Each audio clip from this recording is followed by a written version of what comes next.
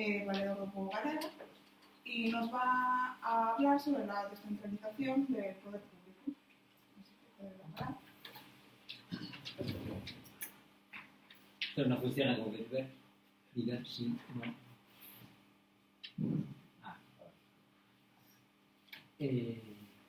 Bueno, no sé si hablar de pie o hablar de sentado. Bueno, vamos a empezar sentado. Si veo que os dormís, me levanto y empiezo a arengar. Bueno, yo os propongo este tema. Es un tema que parece un poco prosaico, no lo es tanto. Claro, evidentemente, cuando hablamos de derecho penal y hablamos de delitos es más poético, ¿no? Y hablar de la sangre y las sanciones es más bonito de explicar. Los temas de este tipo, de Estado autonómico, de centralización del poder, son más prosaicos, pero hay que darlos y explicarlos también porque son claves para la estructura del territorio y la organización de la sociedad. Entonces, a pesar de que sea un poco prosaico, pues vamos a comentar algo de esto. Realmente, la base de virus, no sé qué. Bueno, os voy a dar una serie de claves, un poco en parte teóricas y en parte prácticas, para que después intercambiemos alguna preguntilla si queréis, ¿no? Porque tampoco tiene mucho sentido que yo eche aquí un rollo académico sin más, ¿no? O sea que voy a dar una serie de claves y después me preguntáis si queréis cualquier cosa, ¿no? Realmente el problema de lo que pone el título, es decir, ¿qué haces con el poder público en un territorio determinado? Bueno, pues este problema, ¿qué hacer con el poder desde el punto de vista de una superficie de un territorio? Pues es un problema que aparece desde el propio origen del derecho. Algunos no sois de derecho aquí, creo. Bueno, lo explico. El derecho realmente es un conjunto de normas jurídicas que regula la vida en sociedad. Es necesario para que no nos andemos peleando, que hay unas reglas, unas normas jurídicas que regulan las relaciones. Bueno, se dice que el derecho nace realmente como tal, como independiente, en el siglo II a.C., cuando en Roma, derecho romano, los romanos desligaron derecho y religión. Hasta ese momento las reglas de conducta eran una mezcla de moral religiosa y entonces no era derecho, realmente era más religión. Bueno, en el siglo II a.C. se separan y realmente aparece el derecho como tal. Bueno, desde ese primer momento, desde el origen del derecho, los juristas, los decisores públicos tuvieron que enfrentarse a eso. ¿Cómo organizamos el poder en el marco del territorio, en aquel momento de la República Romana, después sería Imperio Romano? ¿Cómo organizamos el poder en el marco de ese territorio? Y a partir de ese momento se van construyendo, los juristas empiezan a construir claves, principios, ideas para tratar de resolver eso, ¿no? Cómo organizamos el poder en el territorio. Y llegamos hasta hoy, 22 siglos después, aún no hemos logrado una fórmula mágica, una fórmula perfecta para resolver esa problemática. O sea que estoy diciendo en esta introducción que yo os daré ideas, claves o alguna sugerencia, pero el problema territorial del derecho va a seguir abierto, porque no lo hemos cerrado en 22 siglos, no lo voy a cerrar ahora en media hora. Si lo consigo, pues llamáis ahí al Nobel. No hay Nobel de Derecho. Bueno, llamáis a alguien y me dio un premio, ¿no? Bien. Entonces, esta ya es la introducción para poner cautela. Ojo. Esto lleva sin resolver 22 siglos. A ver si ahora no lo vamos a resolver de repente. Simplemente vamos a dar ideas para reflexionar, ¿no? Bien. ¿Realmente de qué estamos hablando? Estamos hablando, pongo ahí, de una decisión constitucional. Es decir, a ver, lo explico para la gente que no sea de derecho. ¿La Constitución qué es? La Constitución es la norma jurídica fundamental que organiza pues, una comunidad. Organiza cómo se estructuran los poderes, cómo son los derechos que tienen los ciudadanos, qué mecanismos de protección de estos derechos, ¿no? Vale. Entonces, desde el punto de vista material, sustantivo, la Constitución tiene que tener una serie de contenidos. Básicamente dos, la organización de los poderes y la garantía de los derechos de los ciudadanos. Bien, entonces, ¿cómo se organizan los poderes? Se puede ver desde dos perspectivas. De una perspectiva horizontal, poder legislativo, ejecutivo, judicial, es decir, lo que conocéis de las teorías de división de poder de Locke, ¿no? En parte Montesquieu sobre de Locke.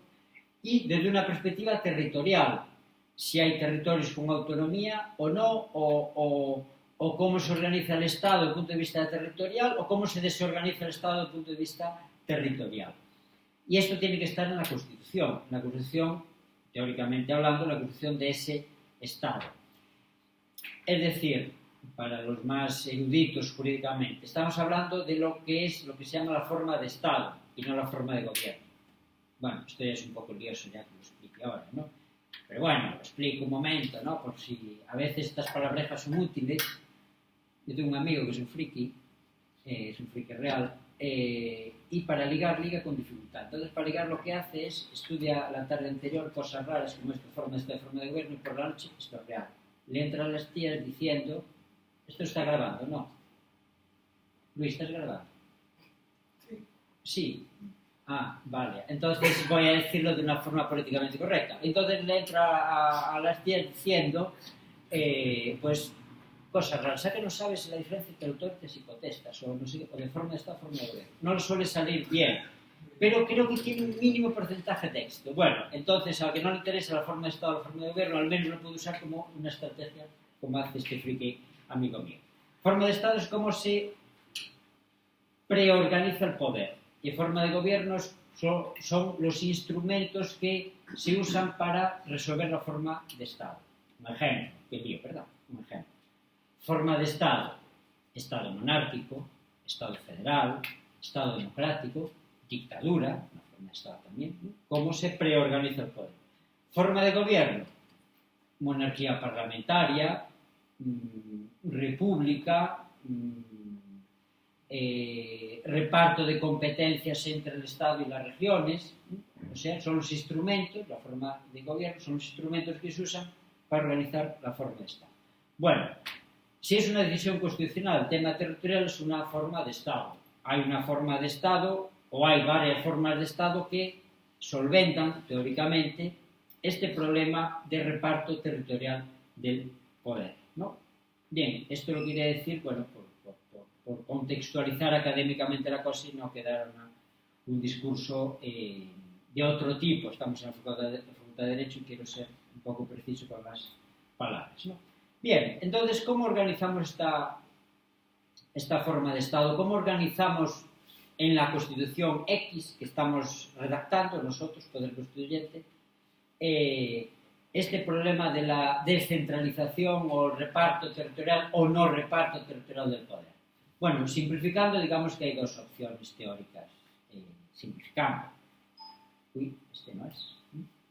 La primera opción es optar por no descentralizar. No, queremos un poder organizado territorialmente de forma centralizada. ¿Esto qué quiere decir? Que hay una única entidad, llámese Estado, llámese de otra forma, comunidad, llamémoslo Estado, ¿no? Hay una única entidad que es el depositario del poder público, Hay ejemplos históricos. Estoy hablando en teoría, podía hacerlo diacrónicamente a través del tiempo para poner ejemplos históricos, pero nos llevaría demasiado lejos, tampoco tendría demasiado, ¿no? Pero, por ejemplo, Francia, históricamente, siempre se ha dicho que era el ejemplo de Estado centralizado. En torno a París, es decir, al órgano político de París, llama el Estado francés, pues se articulaba históricamente el poder, ¿no? Bien, esta es la primera opción. En la Constitución, tratamos la Constitución, y que la comunidad central, el Estado, no pierda el control del poder. Y la otra opción, digamos, en este marco teórico, es la contraria, que el poder se descentralice, ¿sí? No haya una única entidad depositaria de ese poder, sino que haya varias. Bien, aquí hay a su vez dos tipos teóricos o dos formas de descentralizar. Por un lado, descentralizar políticamente, pongo ahí, hay varias entidades políticas, o por otro lado, solo descentralizar administrativamente. Pongo ejemplos, para que no sea tan evanescente esto. La descentralización política se refiere a que pueden existir diversos grados. Más descentralización, por ejemplo, Estado confederal, una descentralización intermedia, Estado federal, hay una entidad, Estado central y entidades federativas. o una descentralización política menos intensa que el Estado federal, que sería pues, el Estado autonómico o el Estado regional.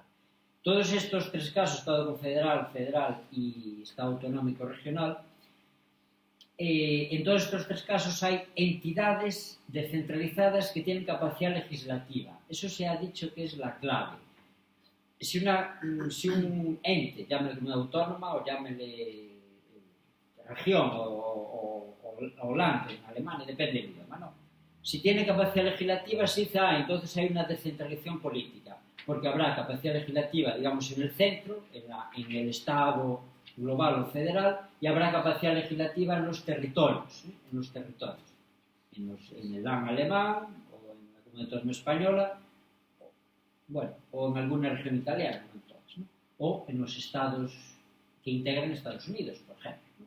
Bien, está claro. Entonces hay una descentralización política que solemos asimilar al Estado federal, aunque el Estado federal solo es una muestra más de descentralización política, habría más grados de descentralización. O la otra opción teórica de descentralización es meramente administrativa. No va a haber comunidades políticas o entidades políticas con capacidad legislativa, solo una, solo la central. Lo que habrá es pues ayuntamientos o diputaciones o mancomunidades o comarcas que tendrán ciertas capacidades administrativas pero no capacidad legislativa. Esta es lo que la doctrina, sobre todo de Italia, usa la capacidad legislativa, sí o no, para diferenciar entre una descentralización política o una descentralización administrativa. Puede producirse las dos a la vez, como en España, ya lo veremos después. Hay, por un lado, una descentralización política en los comunidades autónomas y hay descentralización administrativa en los ayuntamientos y diputaciones provinciales. Puede haber las dos, no son antitéticas, por lo contrario, son paralelas. Es más, prácticamente el 95% de los estados del mundo hay descentralización administrativa. En casi todos hay descentralización administrativa. Menos en estados muy pequeños como San Marino o el Vaticano. Liechtenstein incluso tiene descentralización administrativa, donde no es necesario, pero si no, si el territorio es un poquito ya grande, ya hay descentralización administrativa, ya hay entidades que tienen titularidad de competencias. Lo vamos a ver ahora.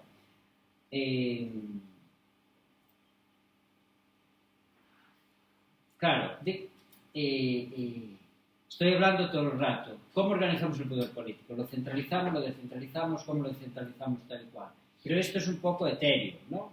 No sé si os dais cuenta, el poder político sí, es un eufemismo, ¿qué es? ¿O es una palabra políticamente correcta? Realmente cuando hablamos de eso, lo que estamos queriendo decir, lo que estoy queriendo decir, es cómo se reparten las competencias. Y estoy acabando con el rollo teórico y ahora vamos ya a España, que es más llevadero porque lo conocéis más fácilmente, ¿no? ¿Qué es una competencia? Una competencia es ejercer una función sobre una materia.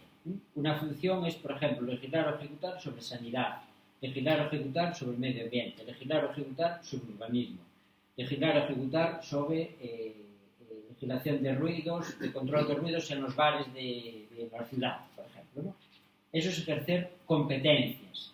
Habrá un órgano que ejerce esas competencias en sanidad, en educación, en seguridad vial, en universidad, en colegios, en parvularios, etc. Son competencias, el poder público se puede dividir en miles, no estoy exagerando, en miles de competencias. Bueno, cientos, si queréis ser más simplista, en cientos de competencias que concretan ese poder público. Poder público es en abstracto y la competencia concreta. ¿Qué poder público hay aquí? Pues en este momento, ¿no? Un poder público, una competencia que permite a una universidad dar una serie de títulos, aquí un grado en Derecho y ahí pues un grado en Ciencia Política. Esas son competencias que concretan el poder público. O sea que realmente todo lo que dije antes, centralizado, las competencias están centralizadas, y descentralizado habrá entidades políticas con competencias y habrá entidades administrativas con competencias diferentes a la entidad central. A eso me refiero. No sé si estoy guiándolo más. Y perdí mi agua, por favor. Quedo sin voz. No estoy guiándolo más o lo aclararé más. Pero bueno, vosotros diréis después en las preguntas.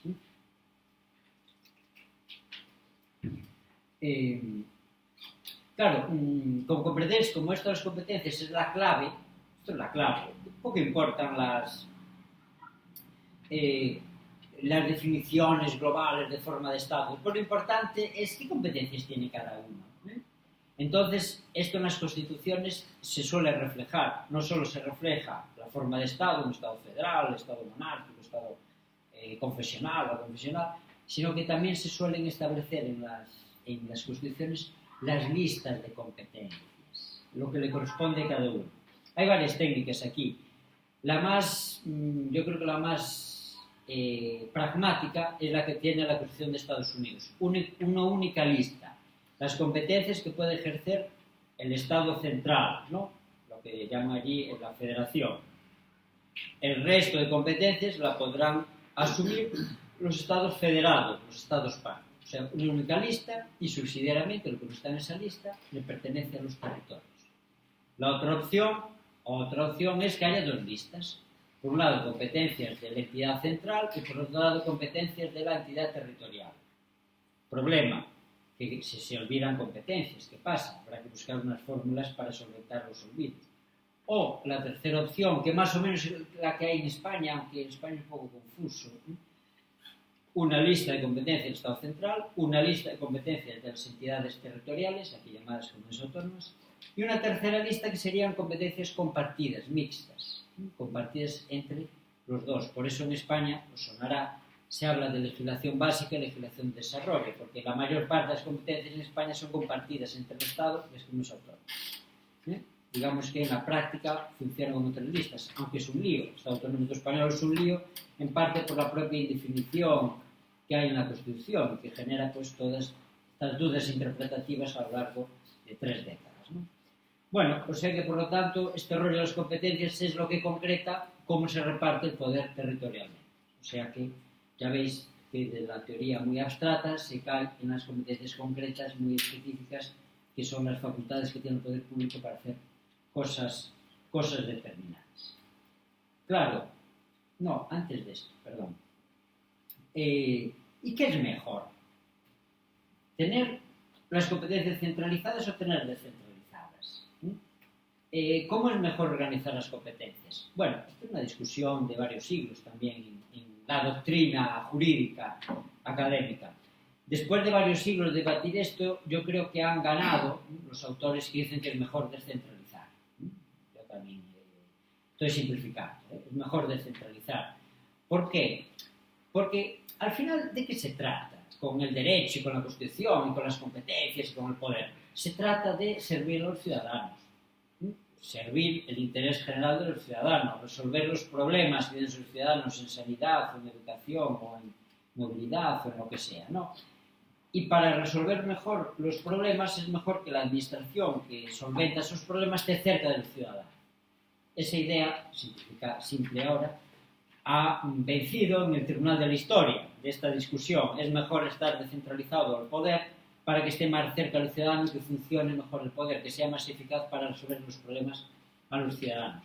No perdamos la perspectiva democrática. El poder existe, el poder público, para resolver los problemas a los ciudadanos. Estamos en una democracia. No estoy hablando, si hablara de otras cosas, mi argumentación cambiaría. Estoy hablando desde el punto de vista democrático, ¿no? Claro, si hablara de autoritarismo, si hablara de marxismo, cambiaría. Pero como estoy hablando de democracia, esta es la finalidad del poder. Por lo tanto, si la finalidad del poder es resolver el problema a los ciudadanos, es mejor que esté descentralizado. Es verdad que tiene eso la fortaleza, estar cerca del ciudadano. Es verdad que tiene debilidades la descentralización. En España se ven claramente, ¿no? En algún caso, sobre todo los solapamientos competenciales. Si la competencia está en el Estado, en los territorios, se solapan a veces, y aquí pasa en medio ambiente, pasan varios ejemplos en España. Y si se solapa, pues hay gasto público producto del solapamiento que es innecesario. Eso por un lado. Y por otro lado, descentralizar pierde sinergias. El poder público, igual que una empresa, funciona mejor con sinergias, sumando, no separando. Pero a pesar de estas, estoy explicando, debilidades relevantes, yo creo que la fortaleza de la cercanía al ciudadano pesa más en una balanza, si viene con una balanza, pesa más descentralizar, es mejor estar cerca del ciudadano, a pesar de esas debilidades, de esos efectos colaterales, que me dirían a los una bomba, colaterales, que tiene la descentralización, ¿no? Es cuestión de tratar de minimizar esos efectos con políticas de control y con mecanismos más eficientes de gestión, pero eso es otro tema que ahora no nos importa. O sea que, por lo tanto, desde el punto de vista de teoría de la Constitución, está claro que el veredicto es a favor de la descentralización y no de la centralización. Otra cosa es cómo se concreta, que eso va a variar. Bien, pero claro, hasta este momento, en estos 15 minutos, casi 20, he hablado solo de derecho, pero el derecho no vive en una urna de cristal aislado, sino que también está inmerso en una sociedad donde la política tiene una presencia muy importante. Estoy hablando de política en un sentido positivo, no estoy hablando de partidismo, estoy hablando de política como las estrategias que grupos usan para conseguir el poder y mantener el poder y desde ese poder defender el interés general. Democracia, política democrática. Pero claro, las estrategias políticas no tienen que ver con las estrategias jurídicas. ¿Por qué? Porque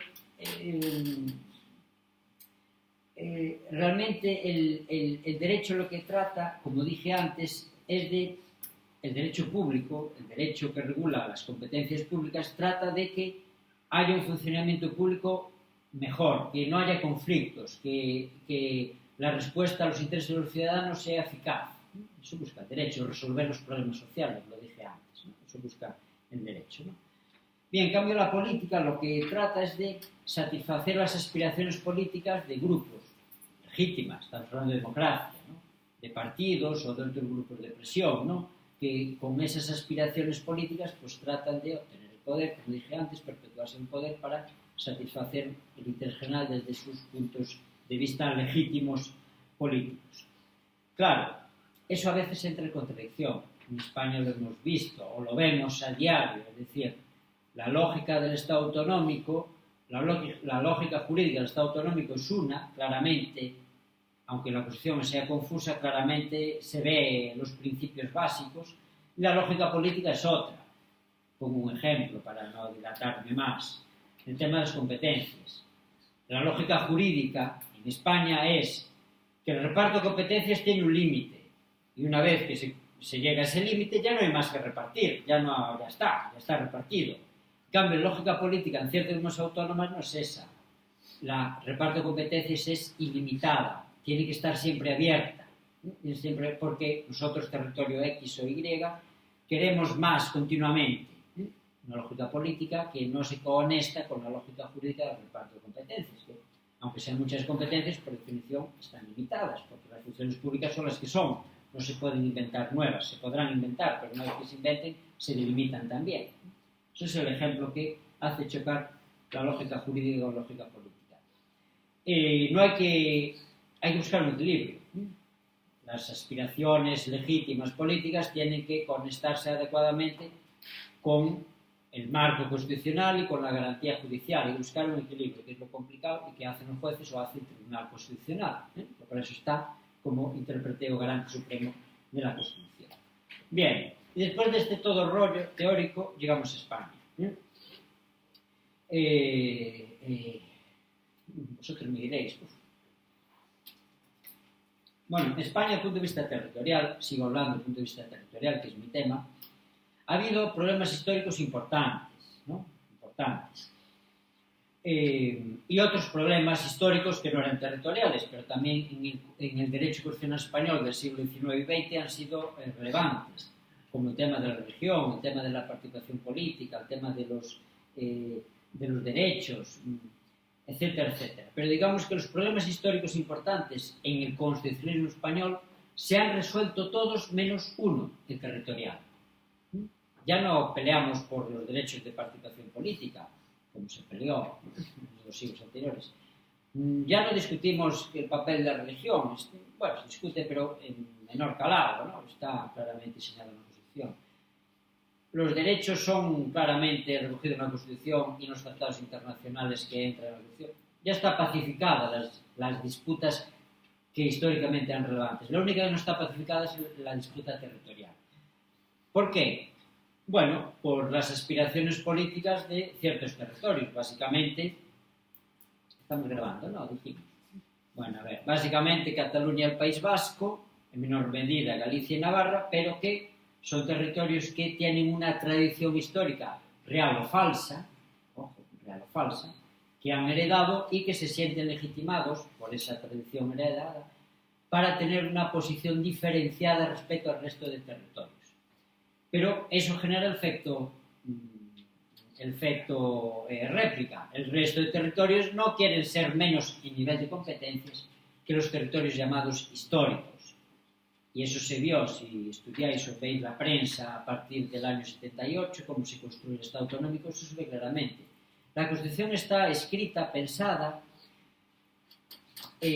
para que realmente solo Navarra, por una razón peculiar diferente, pero sobre todo Galicia, País Vasco y Cataluña, que habían sido regiones autónomas en la Segunda República, realmente, solo esas 3, 4 fueron comunidades autónomas. Y el resto no, el resto territorios no autonómicos.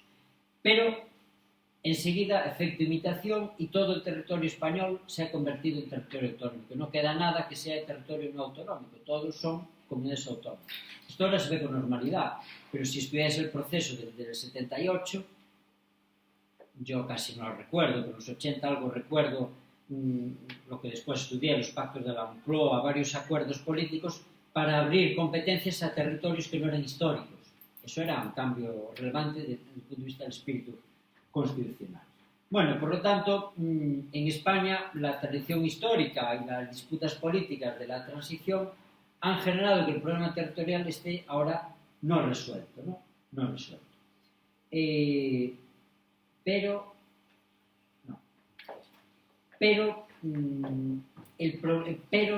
la cuestión, como dije antes, no se reduce al tema de entidades políticas, ¿no? Y realmente este curso, más que de entidades políticas, es de entidades administrativas, de municipalismo.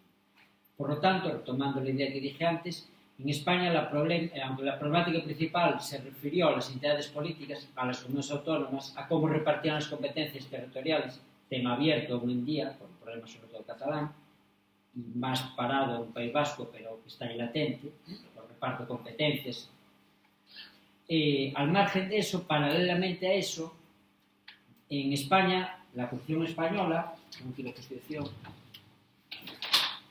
voy a cogerla, ¿no? Para que veáis que la Constitución es un documento útil, que a veces hay que usar, también prevé una descentralización administrativa, prevé que haya ayuntamientos y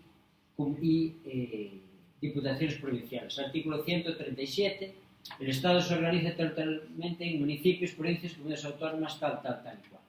La Constitución prevé 3 niveles territoriales: el Estado central, las comunidades autónomas, que sería la descentralización política, y las entidades locales, que son provincias y ayuntamientos, que serían la descentralización administrativa. No solo prevé eso, sino que subraya la importancia de las entidades locales, del municipalismo, como se titula esta jornada. Artículo 140.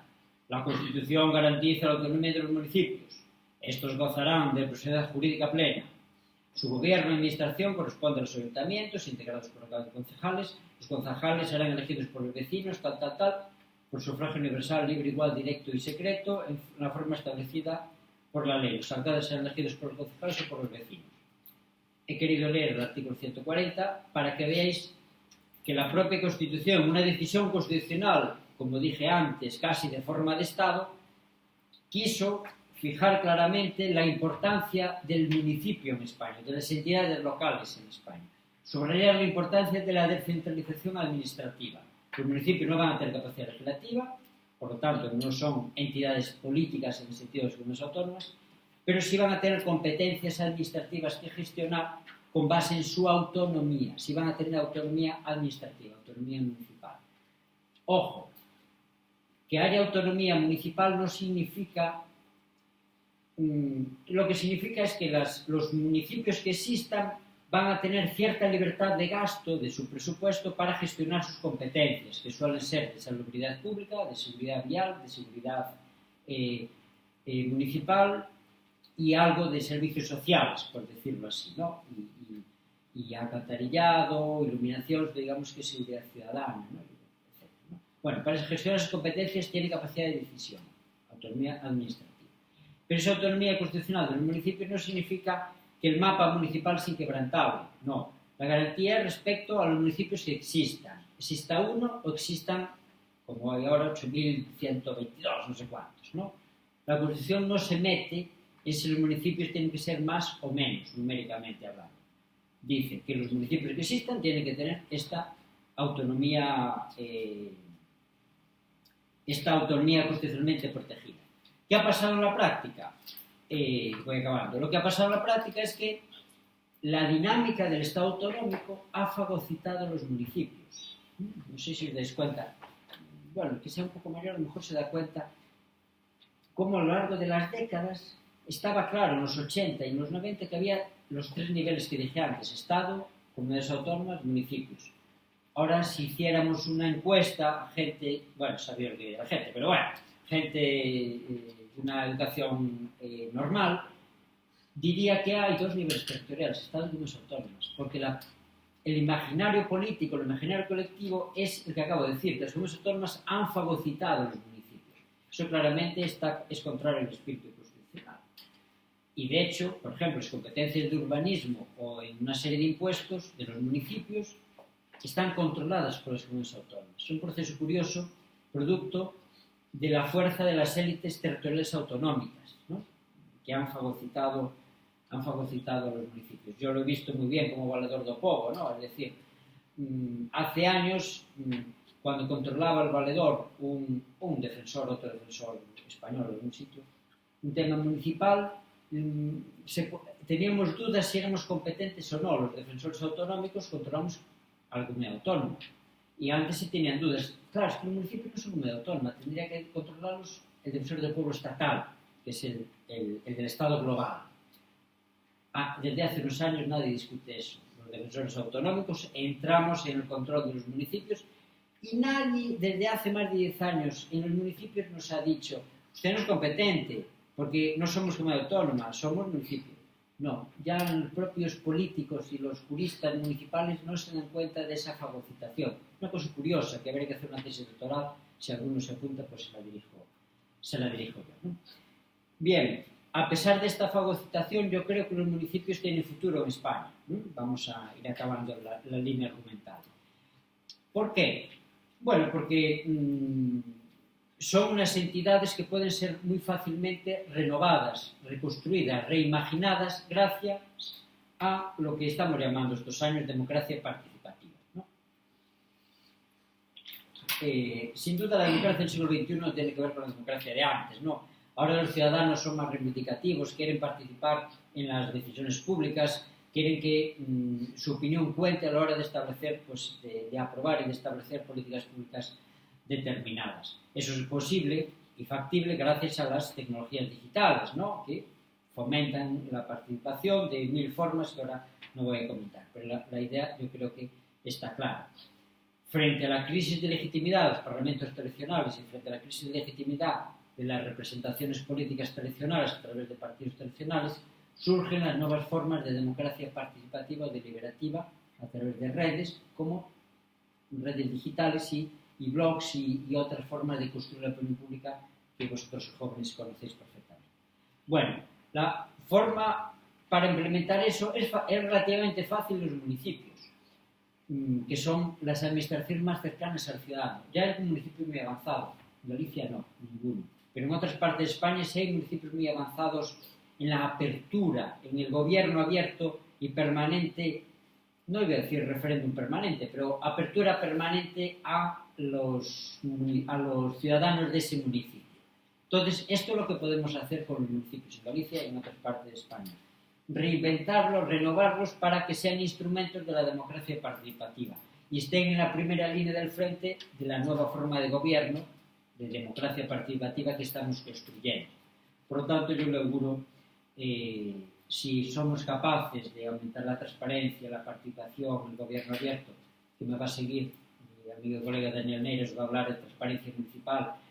Esas son las claves si queremos que el municipio sea el órgano del futuro, ¿no? La entidad del futuro y no quede absorbida por las comunidades autónomas mucho más remolonas y mucho más politizadas, ¿no? Por las élites políticas autonómicas. Bien, ¿y qué hacemos con la fusión de municipios? Creo que querías echar un rollo de la fusión antes. Dos palabras. Está claro, por un lado, tres palabras. Está claro que la fusión municipal, no sé si dijeron esto, hacer artículo 148.1.2 de la Constitución, nos dijeron, no sé. Bueno, es competencia autonómica, ¿no? 148.1, párrafo segundo, las alteraciones de términos municipales, tal, le corresponden, las asumen las comunidades autónomas, ¿no? Bien, eso sin discutir. O sea que jurídicamente, el discurso jurídico está claro. Cada comunidad autónoma puede establecer por ley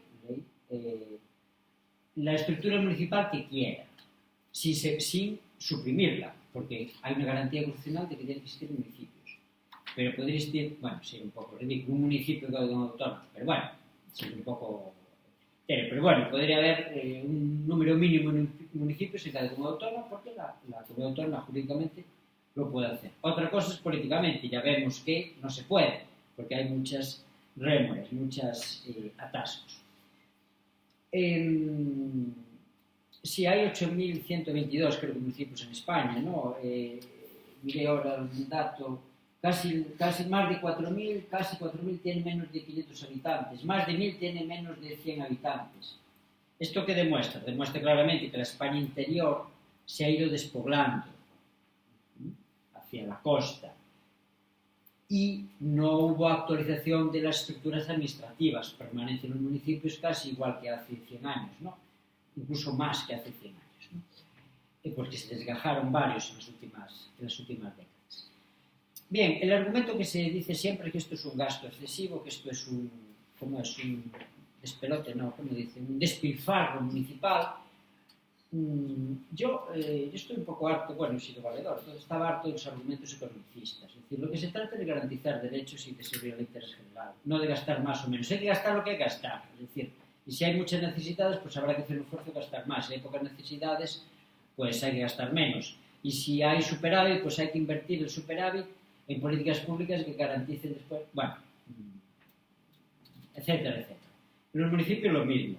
El tamaño del municipio tiene que ser el adecuado y las capacidades del municipio tienen que ser las adecuadas para gestionar los servicios públicos que le correspondan. Lo que dije antes, ¿no? Ciertos servicios sociales, la seguridad, el control de seguridad municipal, las vías, la seguridad vial del municipio, tal y cual.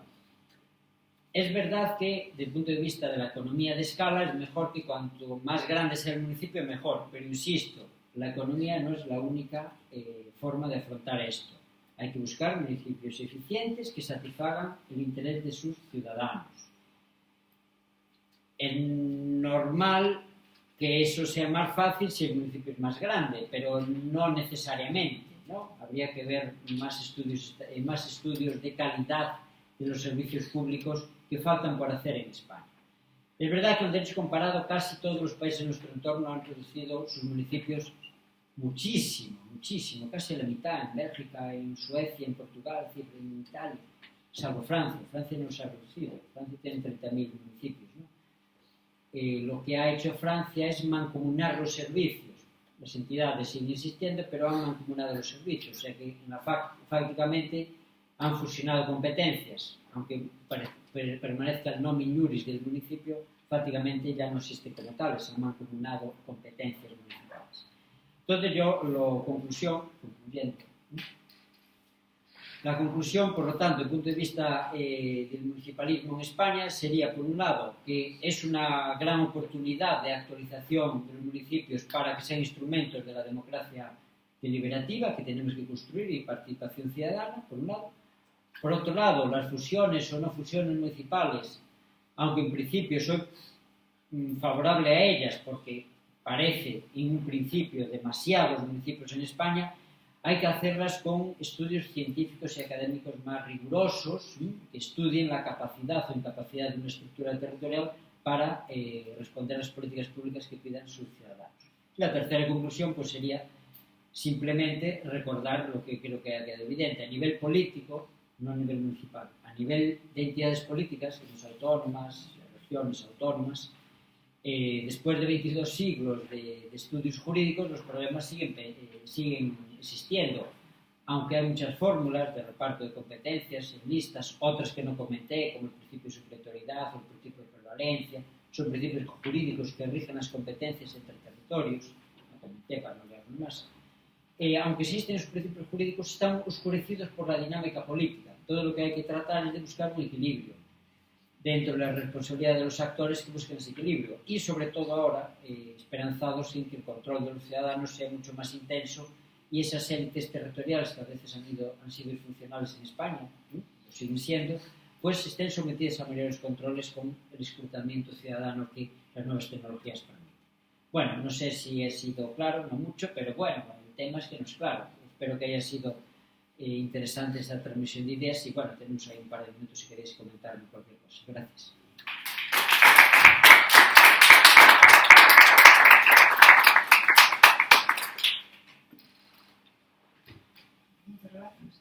A ver, ¿alguna cuestión? 2 minutos. Sí. ¿Por qué modelo de federalismo te decantarías? ¿Por el alemán o por el americano? ¿Cuál te gusta más? Yo creo que el alemán, es decir, el norteamericano es producto de unos contextos históricos, una evolución histórica muy determinada, donde hay mucha creación pretoriana por parte del Tribunal Supremo, de esa cláusula de comercio, bueno, hay mucha interpretación jurisprudencial que en España y en Europa se ha dado. Entonces yo creo que es mejor buscar una reforma constitucional tipo alemán que retrate un poco lo que ya existe. Es decir, el profesor de esta facultad muy influyente, que es Roberto Blanco, lo conocéis, ¿no?, que dice una verdad jurídica muy grande. El Estado autonómico es un Estado federal. Lo que falta es la nomenclatura. Es decir, es que en el reparto territorial de competencias, las comunidades autónomas españolas tienen unas competencias o más que los lenda alemanes o que los no. De Estados Unidos menos, pero casi, porque los lenda alemanes sí. Entonces la reforma que habría que hacer para tratar de apaciguar, si es posible, que yo tengo mis dudas que se apaciguar el tema territorial, sería una reforma de nomenclatura, llamar Estado federal y entidades federadas en vez de comunidades autónomas. En el fondo del asunto, el reparto de competencias, yo creo que a día de hoy está claro, aunque haya élites territoriales que no lo quieran ver claro, pero jurídicamente está claro. El Estado no puede soltar una serie de impuestos, no puede soltar la seguridad exterior, no puede soltar la seguridad exterior, perdón, la defensa y el tema militar, no puede soltar la representación exterior consular y diplomática. O sea que yo creo que Estados Unidos queda muy lejos y es mejor buscar ejemplos en Bélgica comparado europeo que los hay. Yo tengo una pregunta.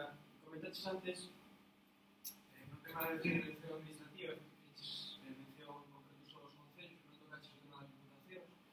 Interesaríame tamén a tua opinión. Xa, claro, non daba tempo a todo, porque isto é por unha asignatura. En outros lados hai unha asignatura que é dereito local. Aquí había unha optativa, creo que xa non hai, non? Creo. Ben, as deputacións teñen, en principio, a mínima garantía constitucional cos concellos, no artigo 141 completo. Eu citei xo 140 para ser máis sinxelo, pero 141 dalle garantía. Por lo tanto, mentre exista esta Constitución en vigor, as deputacións teñen que existir. Está claro que o que dio o contrario, pois non é constitucionalista. Outra cousa é que se reforma a Constitución. Estamos falando de reformar a Constitución continuamente, ainda que só se reforma 2 veces, non? Son necesarias, resumindo, non pensando na Constitución, e a cuestión a que é, en teoría, se os concellos funcionaran correctamente e cun tamaño adecuado para servir a esos servicios públicos e a esta cidadanía, non serían necesarias deputacións. Se os concellos, por ser pequenos ou por ser funcionais, non sirven ben os servicios públicos, si son necesarias as deputacións. En España hai casos de moitas provincias, en Castela e León é evidente, onde tantos concellos pequenos non resolven os problemas que dixen eu de alumbrado ou de recoller a basura, son as deputacións. Eso non é problema de deputacións, é problema de que están mal estructurados os concellos. Por lo tanto, no sistema actual, con concellos disfuncionais, eu creo que as deputacións deben existir. Non só porque dan a Constitución, sino porque sirven a cidadanía e sustitúen os concellos onde non poden. No futuro inmediato, se logramos reestructurar o mapa municipal, pois poderían suprimirse. o meu argumento sigue sen ser económico. É que son un gasto. Son un gasto non fai nada, pero non son un gasto se resolven problemas públicos.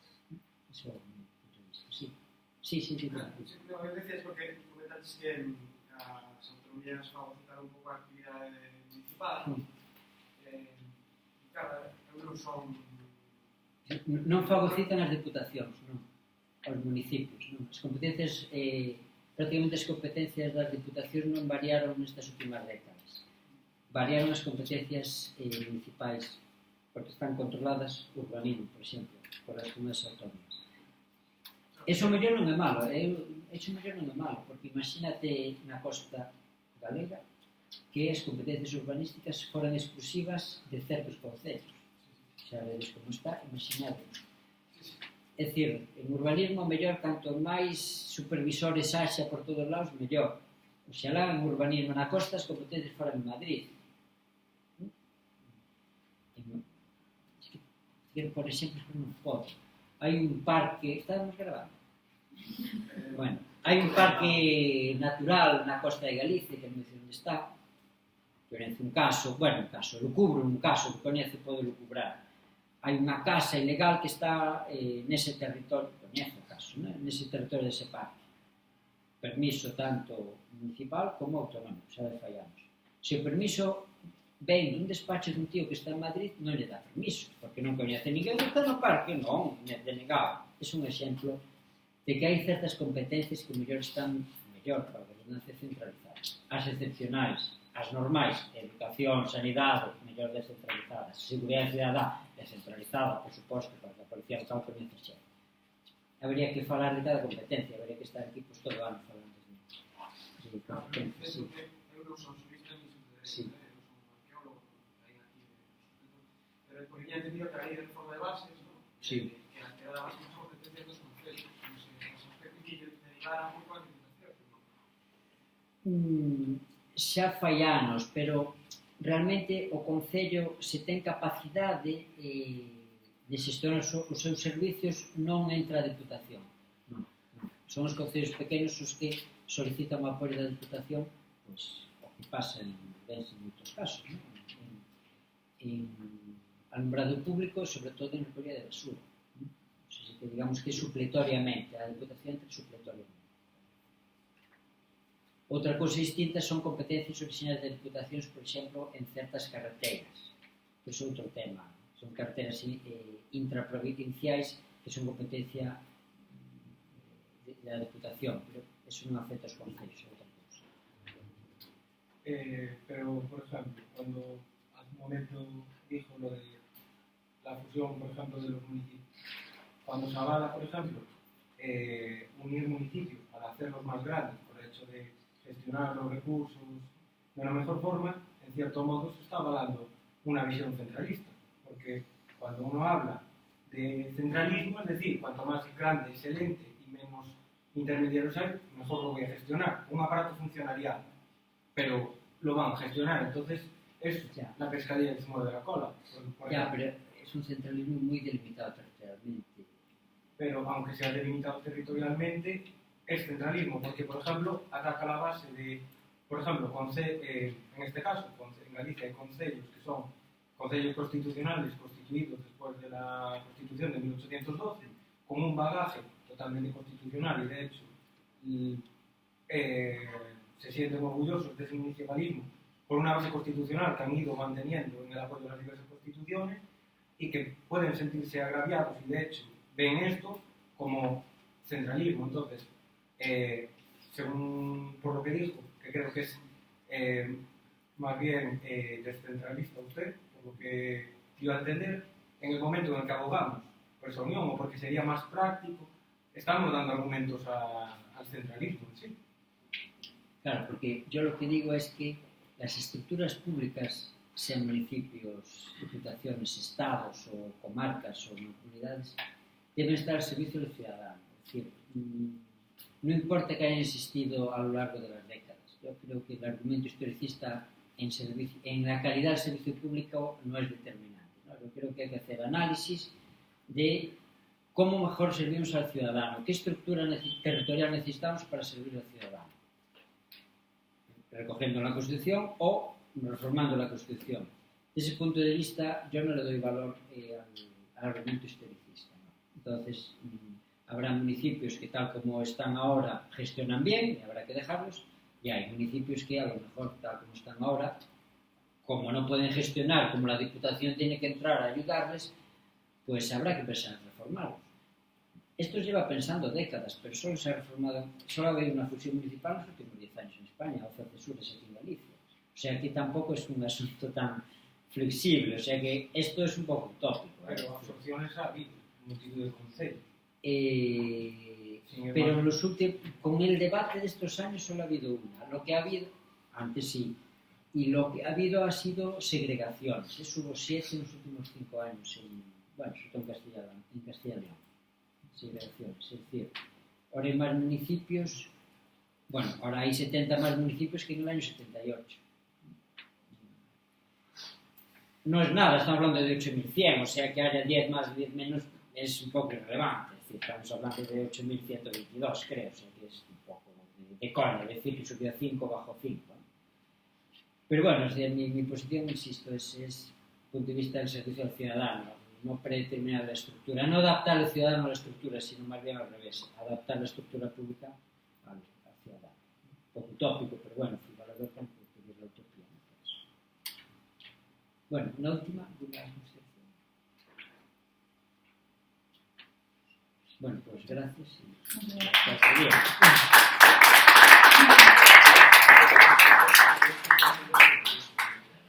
Bueno, ahora no va a haber parón, así que seguimos con la ponencia de Daniel Neira. ¿Qué es aquel de allí? Venga.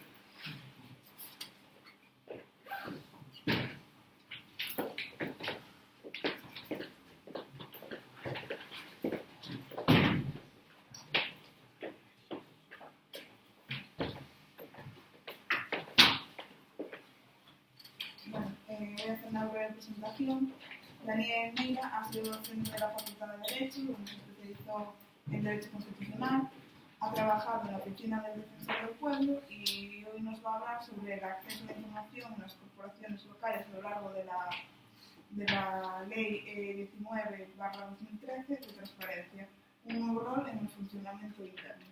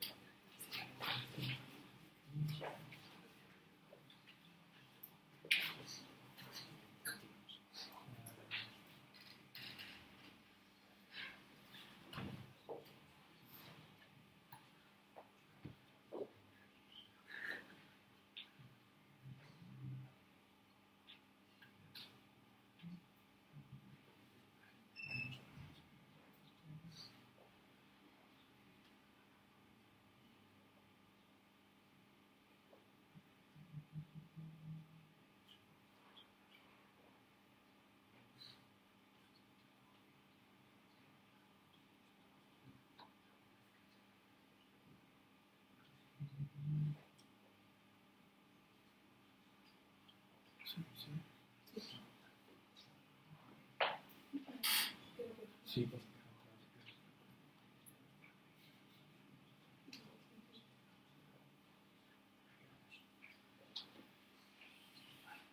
Eso sí, no tienes pasajes. No hay. Bueno, hola, buenas tardes.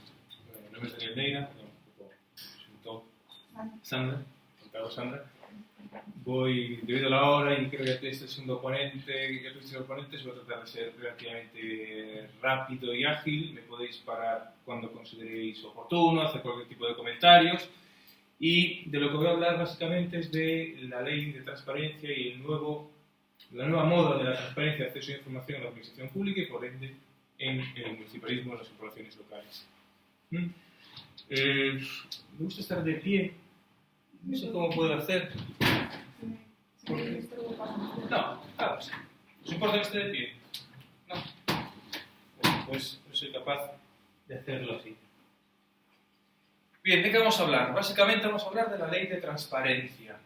¿Y qué es eso de la ley de transparencia o por qué toca ahora hablar de ley de transparencia? Pues básicamente por tres razones. Una razón histórica y normativa, es decir, a España ya le tocaba tener una ley de transparencia. Somos los últimos que nos hemos incorporado a implementar una norma básica, estatal, común, con todo un montón de particularidades, pero sí internacional se puede decir, de transparencia. En el 2010 empezaron unos trabajos iniciales para adaptar la ley, se hicieron grupos y comisiones de expertos en el 2011 y finalmente se vio la luz en el 2013.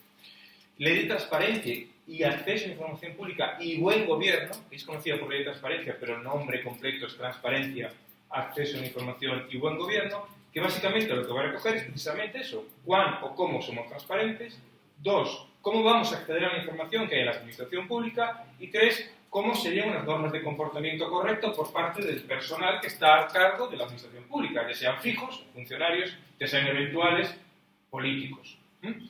Con lo cual, la primera razón es por razones históricas normativas. Todo nuestro entorno, en Europa desde luego, incluso en México, Chile, en Hispanoamérica, ya desde hace años teníamos una ley de transparencia.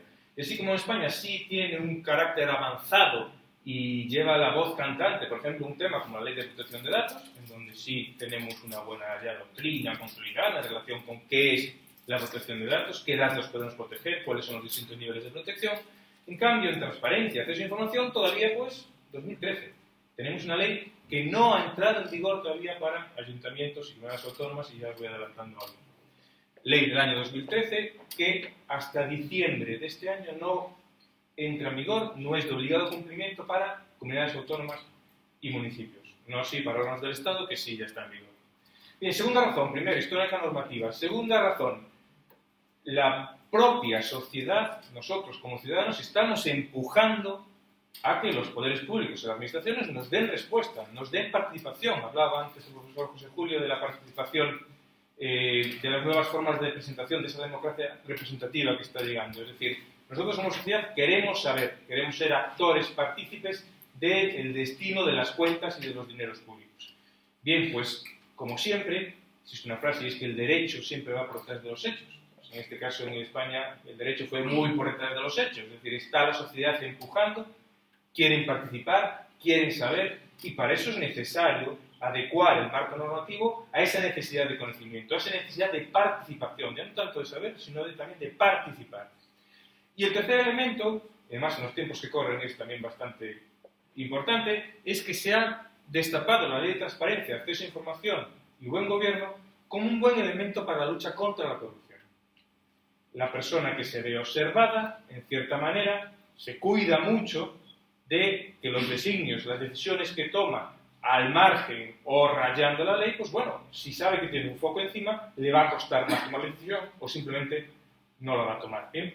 Por lo tanto, era una necesidad histórica, todo nuestro entorno tiene una ley de transparencia y acceso a información, regula cómo vamos a poder acceder a la información, dónde tiene que estar esa información. 2, nosotros como sociedad queremos saber más, queremos participar más. Y 3, se está convirtiendo en un instrumento importante para la lucha contra la corrupción.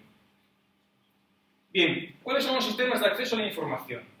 Yo básicamente he catalogado en 3 sistemas de acceso a la información.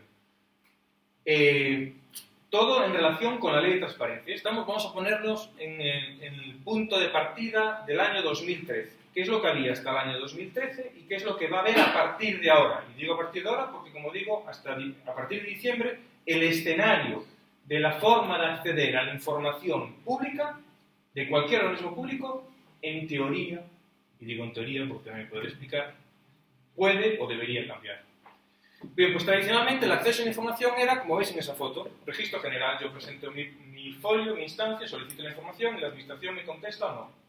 Normalmente, si no me contesta, silencio negativo. ¿Eso qué significa? Desestimada la solicitud. Quiero saber qué es lo que pasa con el vecino en relación con una licencia, con un expediente, en relación con una obra. Quiero saber qué pasa con la farola. Quiero saber qué pasa con el expediente de contratación de lo que sea. Lo solicito. Ya no me contestan, un mes, silencio negativo. Date por enterado. O sea, no hay información. Ese es el sistema tradicional. Frente al sistema tradicional de papel, de registro, de solicitud, aparece o está imponiéndose por eso la necesidad de la ley, se está imponiendo un sistema de acceso a información innovador, vamos a llamar innovador, que no tiene nada que ver con esa foto, pero esa foto es muy chula y me queda muy bien ahí, y me gusta. Sí, de todas formas, el sistema innovador lo que significa es que los sistemas de acceso a la información están siendo los canales de información, los conocéis todos, mejor que yo, son otros. Hoy la gente se informa, intercambia información de manera distinta que a través de la solicitud. Con lo cual uno puede tener acceso a información más o menos pública, más o menos relevante, a través de otros mecanismos. Y aquellas administraciones que están implementando sus sistemas innovadores están teniendo una mayor receptividad por parte del ciudadano. Es decir, a los ciudadanos nos gusta que se utilicen las nuevas tecnologías y aquellas administraciones que las utilizan, pues, tienen un buen feeling, ¿no? Por tanto, existen sistemas de información avanzados. La solicitud a través de un correo electrónico que te contesten por correo electrónico es innovador. Y frente a esto también existe un tercer modelo que te voy a describir ahora, que es el sistema de acceso a la información heroico. ¿Y por qué le llamo heroico y pongo esa fotografía? Esa fotografía es la Ribeira Sacra y es el sistema, viene muy bien a colación por el tiempo en el que estamos, y es el sistema de recolección de la uva, que se llama una recolección heroica, porque si conocéis la Ribeira Sacra existen unos socalcos y unas pendientes y unas paredes increíbles, y los viticultores, bueno, pues recogen la uva de forma heroica. A mí no me parece mejor manera de describir la forma de recolectar la uva que heroica, a través de esas paredes y con los carros y cesto a cesto llevando la uva, ¿no? ¿Y por qué le llamo heroico? Pues para hacer ver que el sistema de acceso a información hasta diciembre de este año, en teoría, era el tradicional y en casos puntuales el innovador, y a partir de diciembre, en teoría, debería ser otro. La administración tendría que ponerse en otro plan en relación con el acceso a la información. Y es heroico porque cuando uno solicita información y no se la dan, simplemente se queda con la palabra en la boca y no recibe información y no tiene forma de acceder a esa información. Con lo cual, si la administración se empeña en no dar una información, la administración posiblemente consiga no dar esa información y resulta ciertamente heroico conseguir, por ejemplo, un plan sectorial, un plan de desarrollo urbanístico, bueno, cualquier información que consideremos oportuna, si la administración o el ayuntamiento se pone que no nos la quiere dar.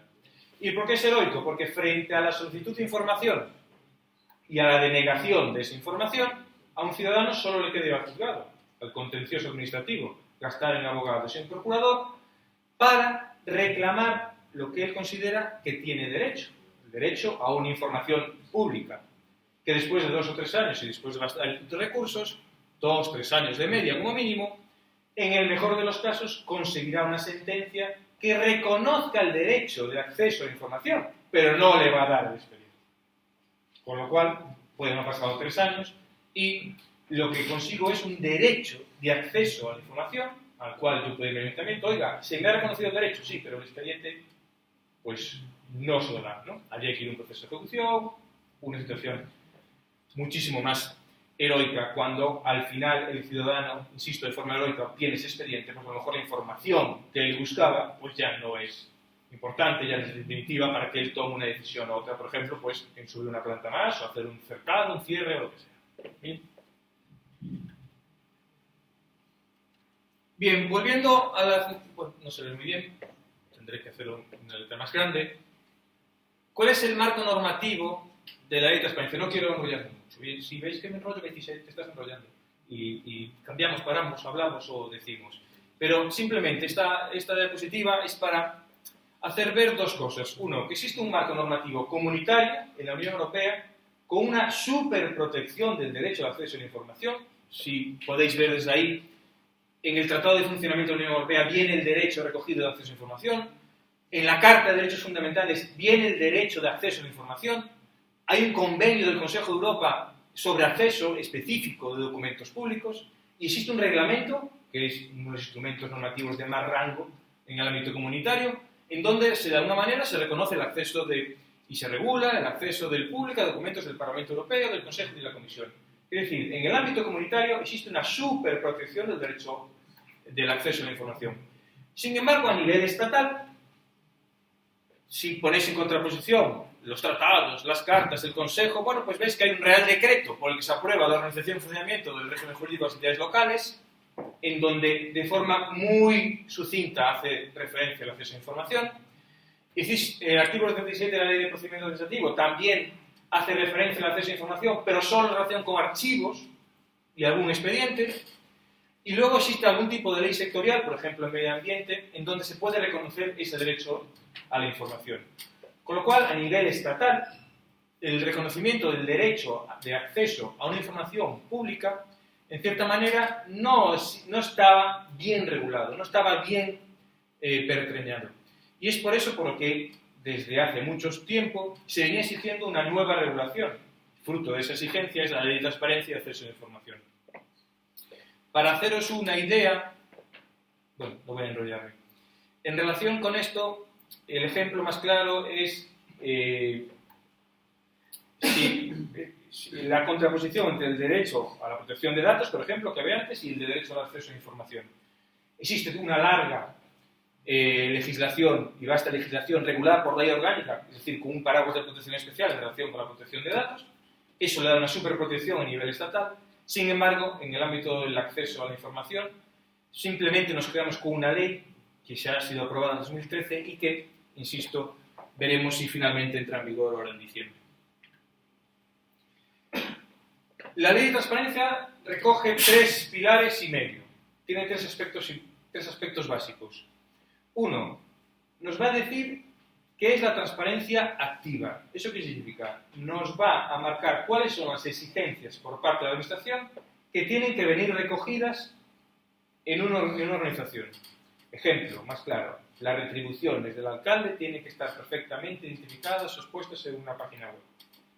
Página web del Concello. Pero no solo las retribuciones, sino que la Ley de Transparencia recoge todo un decálogo de todo lo que la Administración tiene que poner a disposición del ciudadano. Contratos, bueno, un montón de listas que vienen recogidas, no quiero abrir Samuel, artículos 7 y 8 de la Ley de Transparencia. Ese es el primer bloque de la ley. Todo lo que las administraciones públicas tienen que poner, en este caso, en su página web, porque es el instrumento que la ley dota a la Administración o exige a la Administración para que esa transparencia sea eficaz. Bien, primer bloque, la publicidad activa. Usted, Administración, ¿qué es lo que tiene que facilitarme como datos?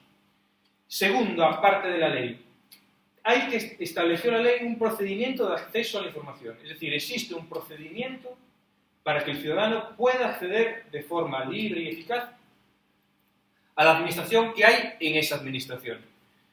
Y ese acceso a la información, además de ser accesible, tiene que tener 2 características básicas. Uno, que tiene que ser interoperable, es decir, que sea un tránsito fácil y ágil entre ciudadano y administración. Y el elemento más importante es que ese dato que obra la administración tiene que ser reutilizable. Es decir, no me vale con que me pongas una imagen con una gráfica, si yo de esa gráfica o de esos datos que hay en esa gráfica no puedo utilizar, no puedo sacar, pues a lo mejor un dato o 2 que me interesan, no toda la gráfica. Todos los datos que estén colgados tienen que tener la condición de ser reutilizables, ya sea en un formato Excel, ya sea en un formato CSV, ya sea el formato que sea, pero el ciudadano va a poder acceder y extraer el dato para ser reutilizable en lo que él considere oportuno. Otra característica importante del acceso a la información es que ya no hay que motivar por qué quiero la información. Yo, por la razón que sea, le pido esa información a la administración, ya sea ayuntamiento o comunidad autónoma, y me lo tiene que dar. No tengo que justificar por qué lo quiero. No tengo que tener un interés especial, específico, para tener acceso a esa información. La tercera pata, que es la que más confunde en relación con la ley de transparencia, insisto, la primera es tu administración, ¿qué tienes que poner en tu página web? Esa publicidad activa, ¿qué tienes que poner? 2, ¿cómo va a ser ese acceso a la información? Pues tiempos, en plazos, en procedimientos. Y la tercera pata del buen gobierno de la ley de transparencia, lo que hace referencia es a las incompatibilidades de los cargos públicos. Y es ahí, en esa parte, en donde se llevan aparejadas sanciones. Y mucha gente está entendiendo que la ley de transparencia lleva aparejadas sanciones y no se cumple. Bueno, no, las sanciones únicamente operan en relación con la incompatibilidad de cargos públicos, no en relación con que si yo, ayuntamiento, cumplo con la publicidad activa o cumplo con un sistema de acceso a la información para el ciudadano. A día de hoy, si no cumplo con los 2 primeros pilares, en teoría no pasa nada. no pasará nada. Es decir, a partir del 9 de diciembre todos los ayuntamientos tienen la obligación de tener un sistema de publicidad activa y un sistema de acceso a la información reutilizable, interoperable, accesible. Vale, muy bien, eso lo dice la ley. Y si no lo tengo, ¿qué pasa? Bueno, pues la ley no dice qué pasa si no lo tengo, ¿no? Sí dice qué pasa y si lleva sanciones aparejadas, si algún cargo público incurre en algún tipo de incompatibilidades que viene recogida ahí sí en la ley. Con lo cual, la tendencia es a pensar que si no cumplo con la publicidad activa o con el sistema de acceso a información puedo llevar sanciones. La realidad es que las sanciones únicamente inciden o trabajan con las incompatibilidades. Y decía 3 patas y media porque la media pata que falta es que se crea un órgano de control de la transparencia a nivel estatal. Y aquí, a ver si no me lío mucho, porque trata la cosa. Porque la ley de transparencia que entra en vigor en diciembre es una ley de base, por decirlo de una manera muy gráfica, en donde afecta a todo el territorio nacional y crea un órgano, un Consejo de la Transparencia y Buen Gobierno independiente que va a regular o va a vigilar que efectivamente esos 2 primeros pilares, sobre todo, es decir, la publicidad activa y el acceso a la información, pues se cumplen. Bien, ¿qué dice la ley de transparencia básicamente? Dice que ese control lo va a ejercer ese Consejo. Y también dice que las comunidades autónomas van a poder crear ese Consejo de la Transparencia para el control del acceso. Lo que nos dice, por ejemplo, es qué pasa si una comunidad autónoma no crea ese órgano de transparencia. Pero no quería tirar por ese camino porque nos podemos enrollar. La idea que quiero trasladar básicamente es que cada comunidad autónoma está creando su propio Consejo de la Transparencia y no necesariamente en una forma de un órgano administrativo, de un consejo, sino que cada comunidad autónoma está atribuyendo el control de la transparencia y el acceso a información a quien considere oportuno. En Andalucía han creado un nuevo órgano de la transparencia. En Galicia, en teoría, la nueva ley o el anteproyecto de ley se lo va a dar al valedor do Pobo. En Asturias, el órgano de control es el Consejo Consultivo. Consejo Consultivo, es decir, un órgano que sirve de consulta y de apoyo al gobierno, en teoría es el que va a controlar el acceso a transparencia y acceso a información a la transparencia, con lo cual también hay un cierto choque. Quiere decir que cada comunidad autónoma está creando ese órgano de control como buenamente entiende, quiere o le interesa.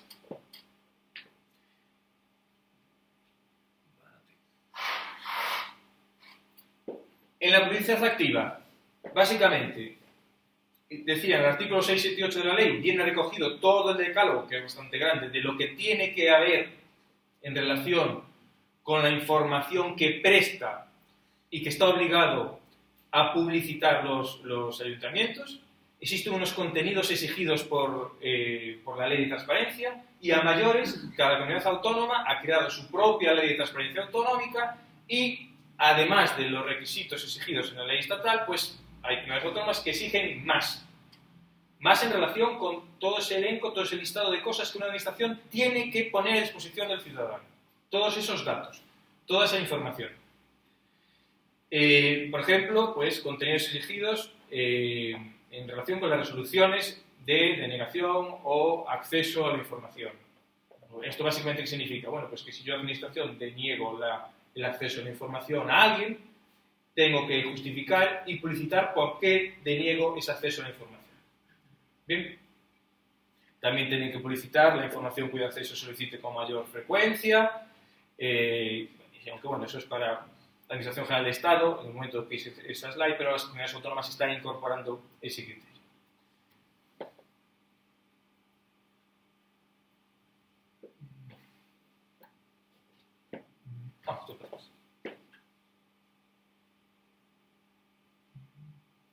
Bien, insistí en la idea, por ejemplo, en los ayuntamientos, la necesidad de que esa ley de transparencia venga acompañado con una nueva regulación de una ordenanza pública, es decir, para poder tener un sistema de acceso a la información accesible, ágil, dotado de un órgano competente y que pondere la protección de datos, porque es la mayor lucha que va a existir ante la transparencia de esa información, que es la protección de los datos que puedan haber en la información que solicitemos.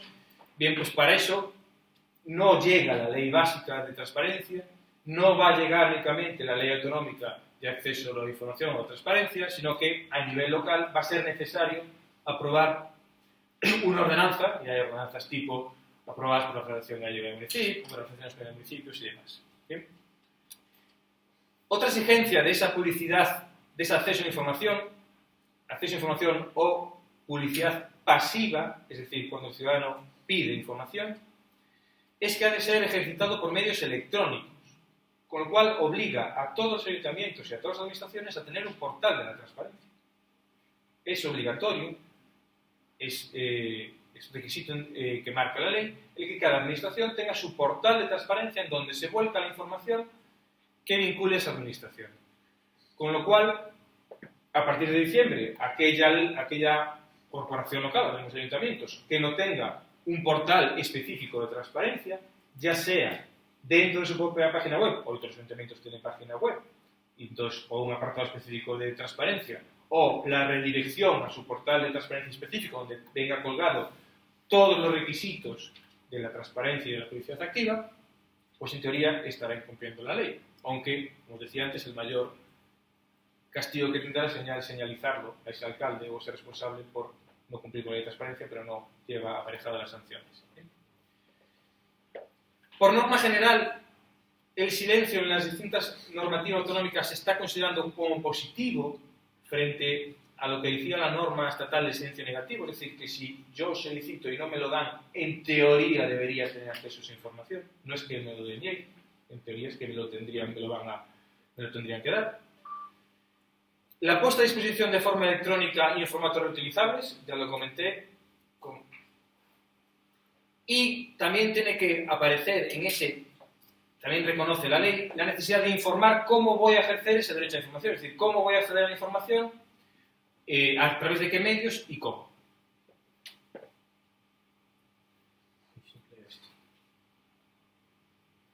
Bien, la condición para que todo esto funcione, básicamente es que, la palabra aquí clave es la electrónica, es que los ayuntamientos, voy a hablar en términos de ayuntamientos, voy a olvidarme de la administración autonómica y estatal, porque estamos hablando de ayuntamientos, a diciembre de 2015 debería tener implantado la administración electrónica, debería tener firma electrónica, debería tener un procedimiento electrónico, debería tener los documentos electrónicos, es decir, a disposición del usuario los documentos, y por documentos podéis entender actas de pleno, por ejemplo. Los expedientes también tendrían que estar de forma electrónica y accesibles y reutilizables para el ciudadano en diciembre de 2015. Los archivos también tendrían que estar accesibles, también tendrían que ser reutilizables por parte del ciudadano en diciembre de 2015. La información almacenada en soportes electrónicos debería contemplar lo que llaman el Esquema Nacional de Seguridad. Existe un Esquema Nacional de Seguridad que contempla para que el tránsito y el tráfico de los datos sea seguro. Y existe también un Esquema Nacional de Interoperabilidad. Bueno, no vamos a entrar en ello. Pero esas son las condiciones y lo exigible para los ayuntamientos a diciembre de 2015. Si pensáis en vuestro ayuntamiento, no sé si Santiago es otro, hay muy pocos o ningún ayuntamiento que de hoy cumpla con todo eso. Sí hay ayuntamientos que tienen página web, está muy bien. Sí hay ayuntamientos que se han acercado a la Diputación, que presta un servicio que básicamente lo que hace es ponerlos en disposición de cumplir con la transparencia activa, es decir, con ese listado de exigencias que reconoce que... Exigencias no, exigencias que reconoce la ley o que exige la ley para que en diciembre todos más o menos estén bueno, pues al día, pero podéis concluir conmigo que es muy difícil encontrarse desde hoy en un ayuntamiento que contemple todos esos requisitos. Con lo cual, a día de hoy, y según la ley, ¿cómo debe ser la información que ha de existir en un ayuntamiento? Pues básicamente esa información debe estar estructurada, clara y entendible para los interesados. Hoy, si queremos solicitar un pabellón en el centro de Santiago de Compostela, menos de 6 o 10 clics no necesitamos. Si no nos aburrimos antes y tiramos con el ordenador a la ventana. El acceso debe ser fácil y gratuito. Hay administraciones en donde la solicitud de acceso lleva aparejado, pues a lo mejor fotocopias, algún tipo de trabajo, y eso lleva aparejado algún tipo de tasa o algún tipo de precio que hay que pagar. Bueno, pues el acceso debe ser no solo fácil, sino que debe ser gratuito. Bueno, tiene que tener los sistemas accesibles para personas con discapacidad, Pensad en cualquier página de cualquier ayuntamiento si eso es posible o no. Insisto en los formatos reutilizables e interoperables. Insisto en la ordenanza tipo, que tienen que tener una ordenanza aprobada. A día de hoy no hay ayuntamientos con ordenanzas tipos que respeten la ley de transparencia. La semana pasada, el Ayuntamiento de Coruña, que en teoría parece que tiene recursos, estaba discutiendo si aprobaban o no una ordenanza, si se ponían con ella o no.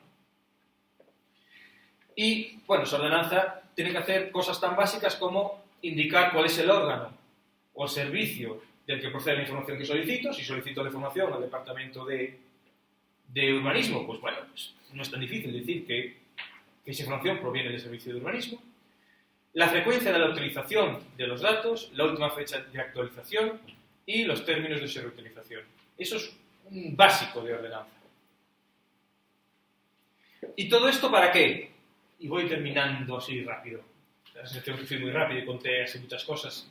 Pero, básicamente, el objetivo de la ley de transparencia es, primero, conseguir esa cultura de la transparencia en la sociedad, es decir, que seamos capaces de impregnar esa cultura de la transparencia, esa cultura del acceso a la información.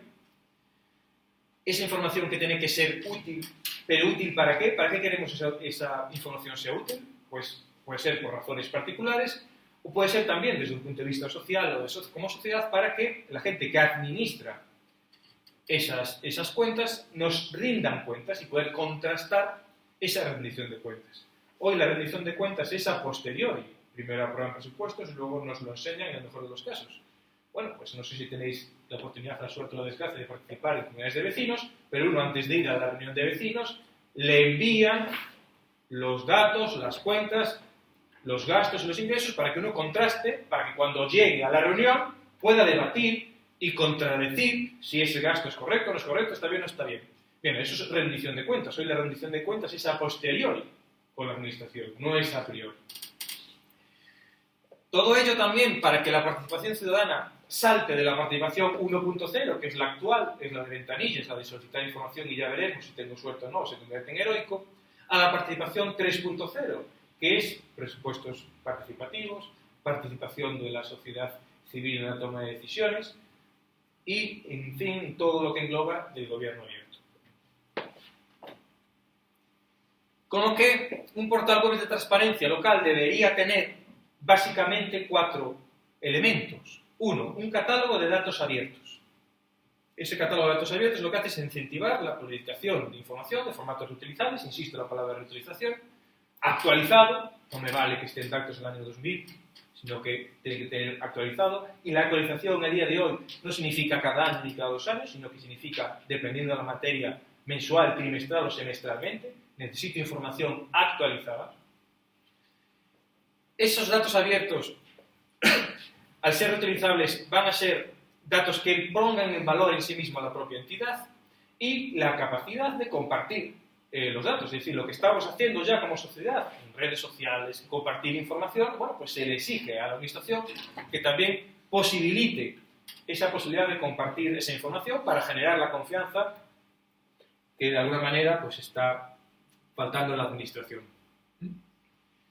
Segundo requisito, tiene que tener prevista la participación ciudadana, es decir, una web de transparencia de un ayuntamiento no solo tiene que tener datos abiertos, que yo pueda coger y jugar con ellos, sino que tiene que tener prevista esa participación ciudadana, para que esa participación ciudadana no sea a posteriori, cuando ya esté vendido el pescado, sino que sea a priori, en la toma de decisiones.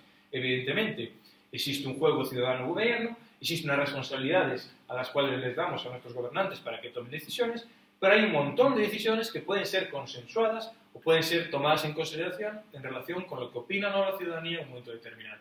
Con lo cual, esa web de transparencia de un ayuntamiento tiene que tener previstas esas líneas de participación, esas vías de comunicación ciudadano-gobernante. Tercer elemento que debería tener un portal de transparencia. Un sistema para solicitar información. Por absurdo que parezca, es muy difícil, o es muy raro, es muy arcaico, el sistema de acceso, de solicitud, no digo acceso, de solicitud de información a un concello, que debía ser elemento principal en la página de inicio. Sin embargo, pues está a lo mejor, en el mejor de los casos, abajo de todo, a la izquierda, donde no se vea y con unas cajitas muy pequeñitas. Y digo en el mejor de los casos si no hay que hacer 2 o 3 clics hasta que lleguemos al contacto y del contacto al recontacto. Bien, pues tiene que estar de forma clara el sistema de solicitud de información, que tiene que ser un sistema eficaz, ágil, pronta, de respuesta pronta, y que, en cierta manera, también alerte de los plazos para el cumplimiento de esa solicitud de información. Con lo cual tenemos datos abiertos, tenemos sistema de solicitud de información y tenemos sistemas de participación ciudadana. Y el cuarto elemento importante es que deberíamos tener indicadores de transparencia automatizados, es decir, saber si esto sirve o no sirve, saber si lo que estamos haciendo es correcto o no es correcto, o si lo que estamos poniendo a disposición del ciudadano, pues no solo es útil, sino que, primero, cumple con la ley y, segundo, colma las expectativas de la ciudadanía. Con lo cual debe haber una sección específica, y así lo exige la ley, para publicar los distintos indicadores de transparencia. No sé si suena indicadores de transparencia internacional, existen otros indicadores que ha generado las comunidades autónomas, que la comunidad autónoma ha generado una serie de indicadores, pero todos en relación con el cumplimiento de la ley de transparencia y las obligaciones de la transparencia activa. Pues bien, debe existir un sistema de indicadores, un sistema de control de que efectivamente la transparencia del acceso a información está funcionando. Ya llega al final. Pues, gracias por la atención.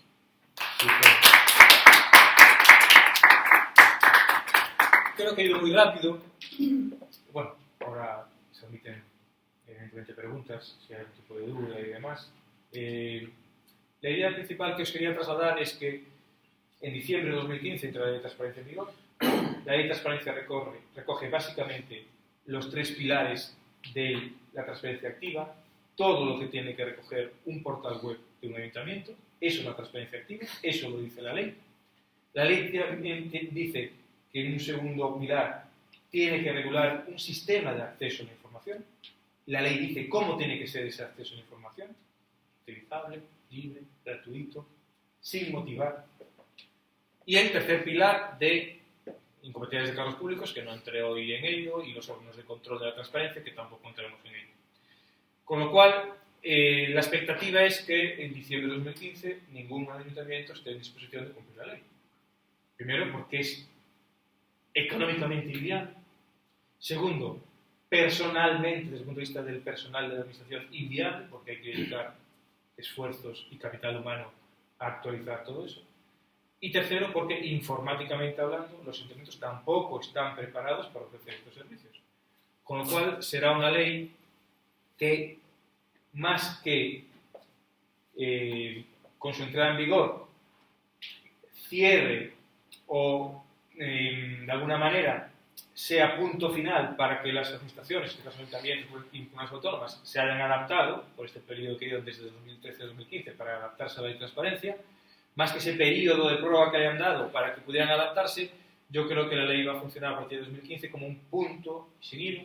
A partir de ahora, pues, empezar a ir creciendo poco a poco en transparencia, acceso a información, participación y demás. ¿Comentarios? ¿Sugerencias? Nos vamos. Sí, yo una pregunta, porque lo referido a que muchas veces cuando solicitamos información de ese tipo, coméntasenos a, bueno, non sei se acontece en todos os concellos, non menos no meu sí é que a limitación é porque está en proceso, é dicir, en proceso de redacción, en borrador, refiro a contratos públicos. Claro, ata o final non ensinan. Claro, ao final se non é contratar, precisamente queremos acceder a él, pois, contrato de transporte público de medios colectivos que queren aportar melloras, e entón, claro, limítase nos accesos a ese borrador, dicindo que había un borrador, que está en proceso. Non sei se coa nova lei iso cambiará ou manterase igual. En teoría, sí. Dentro de ese elenco de exigencias o esa publicidad activa que hablaba, en la relación con la contratación pública, todo, es decir, no es excusa por parte del ciudadano el llegué tarde, no me enteré. En teoría, y digo en teoría, ya hay muchas administraciones que ya lo están haciendo, ya están ahí adaptando, pero en teoría deberías tener acceso desde el minuto 1 a todo el proceso de contratación, a todo. Y a posteriori podrías tener incluso acceso a las causas o las razones por las cuales adjudicaron el contrato a X, por qué, los baremos, los criterios, quién dijo qué, e incluso a las actas, a todo. A lo único que todavía está en tela de juicio es, y la doctrina ahí anda bailando, es si a las notas de los juristas, en este caso municipales, en relación con un borrador, si tendríamos también acceso o no. O sea, estamos hablando de eso. Con lo cual, todo lo anterior, desde ahí para adelante, todo. Claro, os comentaba antes, ¿qué es lo que pasa si un concello no quiere dar? Pues técnicamente, jurídicamente hablando, al concejal de turno, al alcalde, no le vas a dar. ¿Tú qué vas a tener? Tú vas a tener, desde que solicitas información, ellos tienen un mes, digo ellos, tendría un mes para darte esa información. Y excepcionalmente, y justificándolo, podrían tener una prórroga de un mes más. Por lo cual, en teoría, en el peor de los escenarios, en 2 meses tendrían que darte la información. Funciones generales, en un mes. ¿Qué pasa si no te lo da?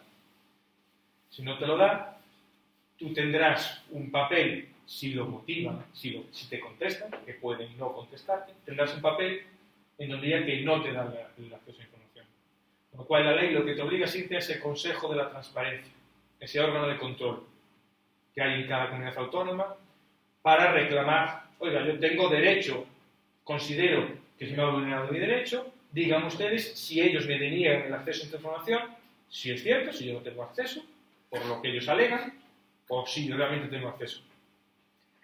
La resolución de ese consejo tiene que darse en menos de un mes. Nos llevamos 2 meses en el mejor de los casos, 3 en el peor. 3 meses entre solicita el ayuntamiento el día 31, porque no lo suele hacer el día 3 ni 4, el 31 dice una prórroga de un mes más, 2 meses. El día 31 te da el papel o no te lo da, en donde dice que no te lo da y lo justifica, en el mejor de los casos, te vas al consejo, que tiene otro mes para decir si el ayuntamiento tiene razón o no. Y si el consejo dice que no, que tiene razón y que tiene que dar la información y reclama al concello que te tiene que dar la información y el concello no te lo da, pues tendrás que irte al juzgado. Tendrás que irte al juzgado a estar abogados y procuradores. El abogado son 400 euros y el procurador son 400 euros y el abogado lo que estimen las tablas del colegio. Y te irás a un proceso contencioso cuyo resultado será que efectivamente tú tenías derecho de acceso a ese expediente. Si me senté por concurso ya fue... Ya, yo iba para ahora. ¿Dónde va el concurso de adjudicación? ¿Dónde va el alcalde? ¿Dónde va el alcalde, no? Con lo cual, la intención está bien y será efectiva en muchos casos y los concellos se van a poner las pilas, sobre todo en relación con la transparencia activa. ¿Por qué? Porque el mayor daño que puede surgir, en este caso un alcalde o un partido político, es el que sea señalado en relación con lo que hace, por ejemplo, el concello de al lado y, sobre todo, a la hora de rendir cuentas cada 4 años de los ciudadanos, bueno, pues que si fueron más o menos transparentes, más o menos accesibles. A día de hoy, eso es el riesgo que corre, ¿no? Pero claro, los temas que son de importancia de calado para el propio ayuntamiento, pues bueno, ahí va a haber una línea muy difícil de cortar.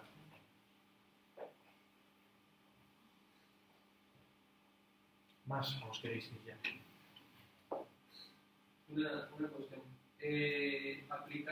Para aplicar esta ley mejor, entiendo que una fusión de municipios con más recursos, o sea, municipios más grandes con más recursos, facilitaría este tipo de políticas.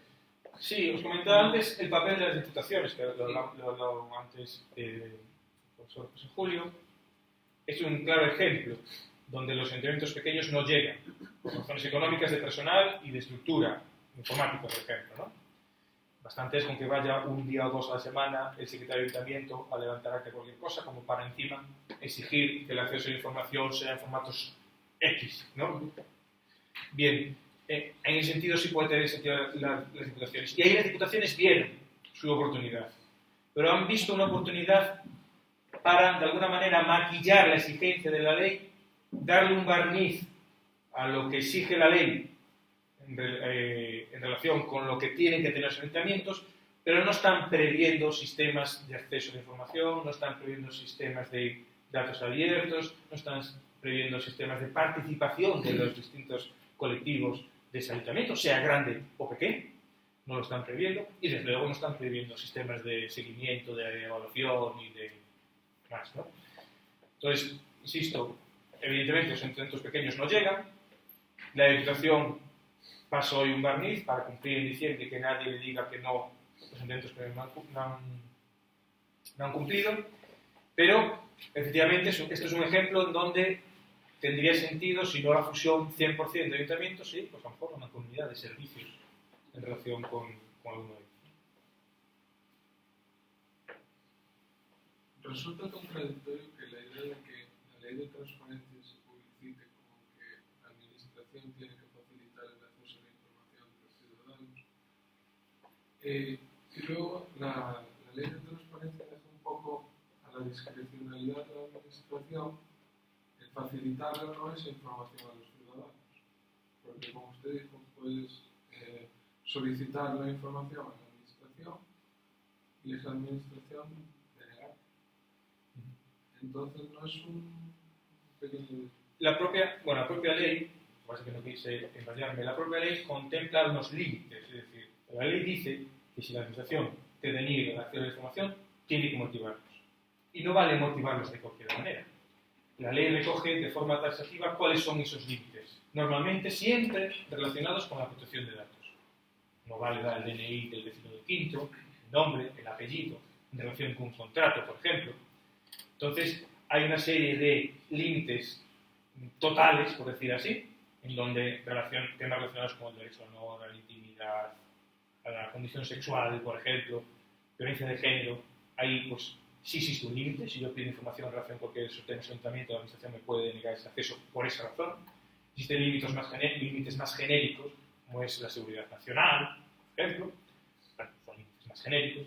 Luego existen límites parciales, en donde se va a poder dar información parcial si de alguna manera esa protección de datos se entiende el concepto que se puede vulnerar.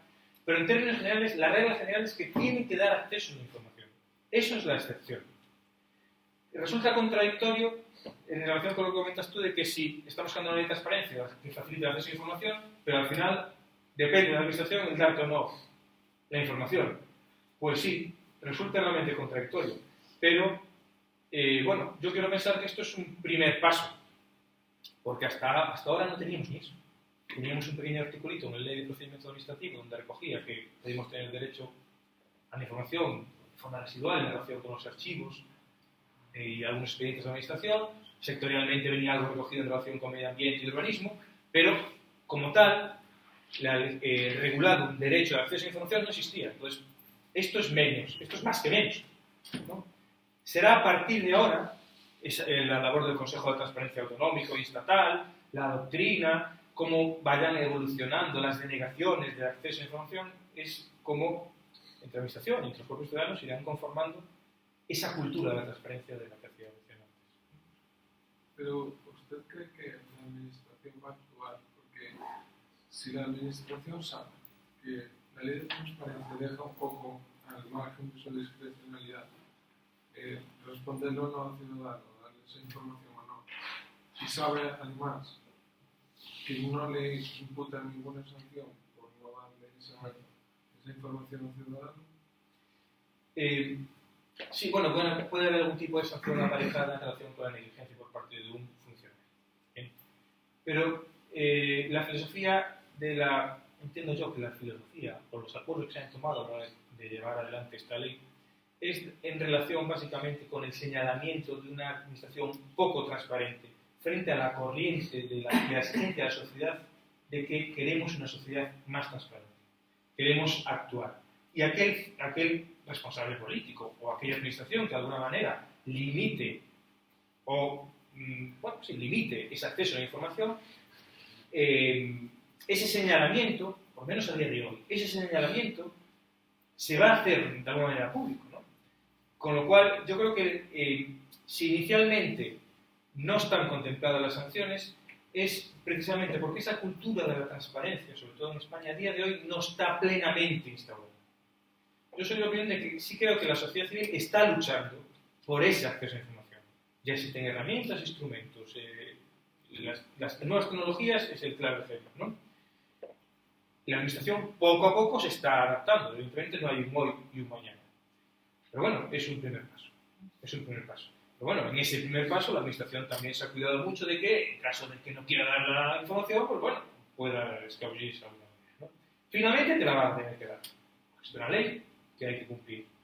La cuestión es que cuando te la dan, el ciudadano te interesa o te es útil o no. Con lo cual, hoy ese margen, esa manga ancha, pues sí, la ley lamentablemente todavía no lo resuelve.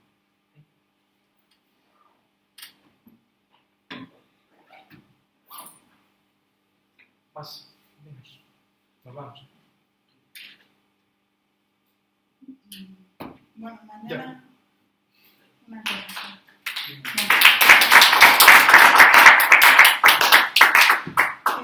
Mañana volvemos a las 10 con Teresa Carballeira, que es profesora de Dereito Administrativo aquí en la USC, que dará una ponencia sobre o papel da provincia no municipalismo presente e futuro. Muchas gracias por venir.